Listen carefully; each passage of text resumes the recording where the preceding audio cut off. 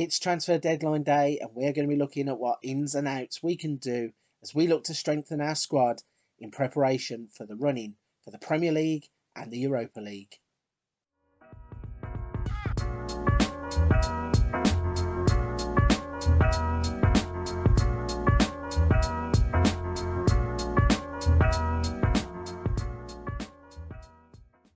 Hello everybody, welcome back to Leeds United, Pride of Yorkshire. In today's episode, we are going to be running through our first ever transfer deadline day here in the Save. So, after losing Robin Koch in yesterday's episode, we brought in Lascelles and Woba to replace him. There are a few players that we have currently in the squad that either have clubs interested or have players who are unsettled or unhappy that we are going to try and move on during this very deadline day. So a quick look at the deadline day screen. This is what it looks like. We have 17 done deals already. We have today's headline stories, which is the rumours. So some massive fees there. 96 million for De Catalare, Lucas Ocampos for 76 million, and Fabio Vieira for 83 million pounds. We also have the live transfer tracker that goes up and down here that is linking us with players. So according to this, we are linked with Nathan Aki, we are linked with Arsene Zakarian, and we are linked with Monchu. Also, Arsenal are linked with coming in for a bid for Rafinha, but I think that is one that will be a hands off. So I am going to set up what I want to happen in deadline day, and I will jump back when we are 1 hour in. So hopefully there will be 14 hours on the countdown in the top right hand corner when I come back. So then there is now 14 hours left of this transfer deadline day, and the first offer that we have had come in is for Jimmy Dunn. West Brom have made a £4.1 million offer. It's $2 million up front with $2 million in instalments. After bringing him in as just cover, we now have even better cover, so no need at all to keep him at the club. We're going to accept that and hopefully add that little bit of money into the transfer kitty. The next one that we have is a £6.5 million offer for Tyler Roberts. Now this really is a difficult one because Tyler Roberts can play in a lot of positions and is a player that I really like, but I just feel like we can get somebody better in. I'm going to take this offer. I'm going to take the 6.5 million and I'm going to see if we can't reinvest it in somebody else who can bring something to the squad. So that's the first two deals that have been put to us in terms of agents looking to move players on. So Porto is available for 47 million, which is amazing considering we have a total of 10 million in the pot. And then Leo Duarte, who is a centre-back, who is listed by AC Milan. So let's have a little look at him. He's 26 years old. He's Brazilian. Stands at 6 foot. If we hadn't have just signed Woba and Lascelles, maybe I would have been considering a move for him. But we don't really want that kind of player at the moment. I need a player who's going to come in and take over from where Koch was. And he's standing in the team. So we're going to look for bigger transfers than that, I believe. So let's jump forwards another hour and see what happens with 13 hours to go on the clock. 13 hours are left then on the clock, and the loan approaches are starting to come in now. So Copenhagen have offered us a deal that will see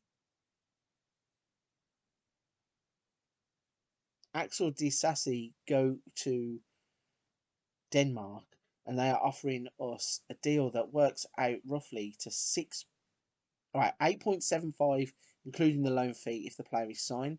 It says future fee after 15 games. So if he plays 15 games for them, he will move for 6.25 million. So we're going to take that. Doesn't look like anybody is going to come in and take him straight away. The next one to offer us a deal is Bournemouth.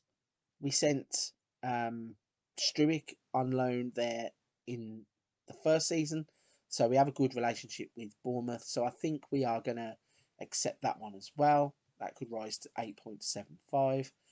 Bolton are looking to loan Sambia. That one doesn't come with a future fee attached, but they're willing to pay a chunk of his wages, so that's good. Watford have come in for a regen, Marvin Stannard. So, oh, I noticed there is a mandatory fee there. We're going to try and remove and exclude that, suggest the terms and accept. So, yeah, I'm going to send Stannard on loan to Watford without that fee. West Brom have made a loan offer for Roberts. I'm going to reject that because we've took the permanent offer. Parma have made a offer for Disasi as well. We're going to take that one. It comes to 8.25. And Seville have made a loan approach for Matthew Zinho, which has also been rejected by the club. But I believe that's because earlier on we had his... Oh.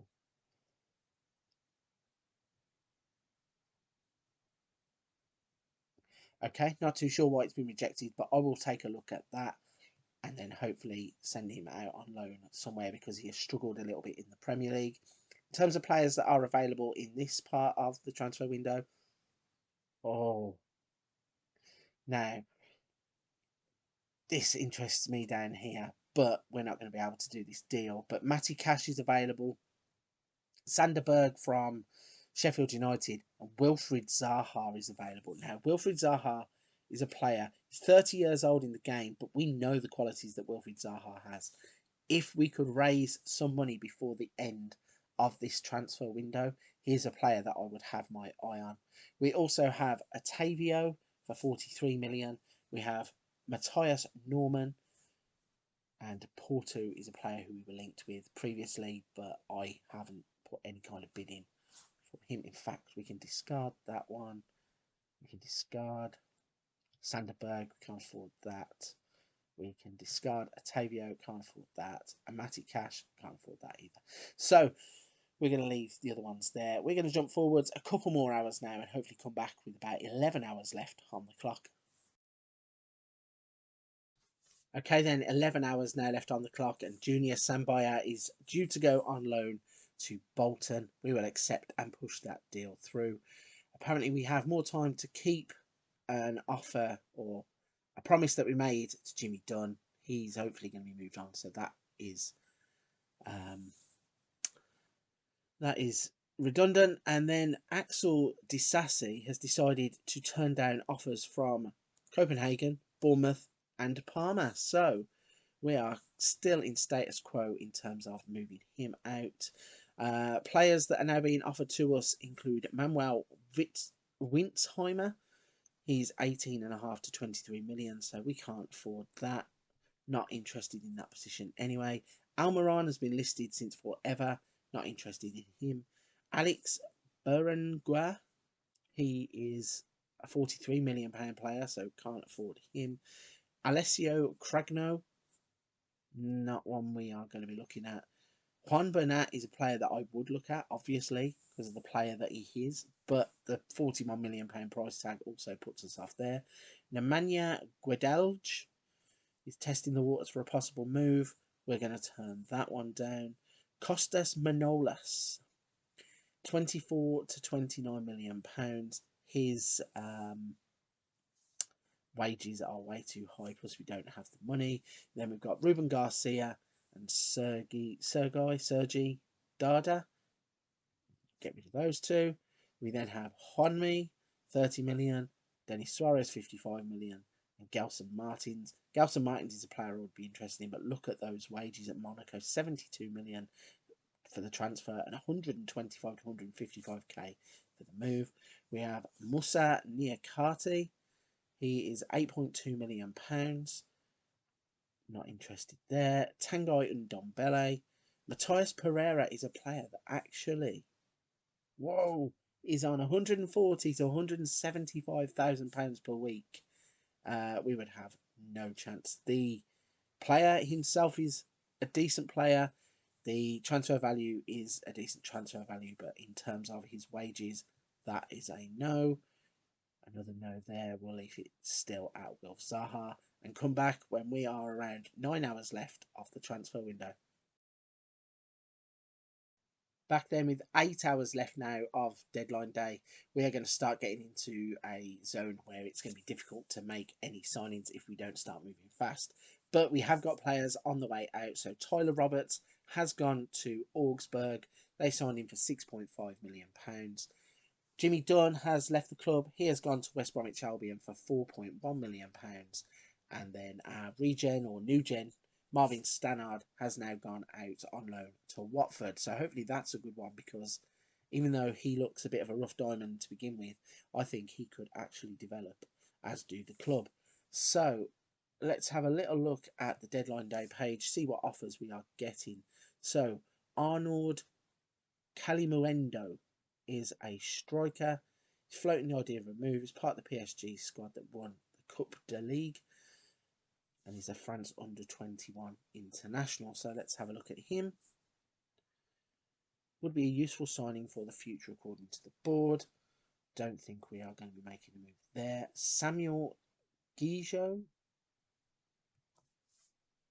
He is 8 to 11.5 million, £33,000 per week in terms of his wanted earnings, and the board think again that he would be a useful signing.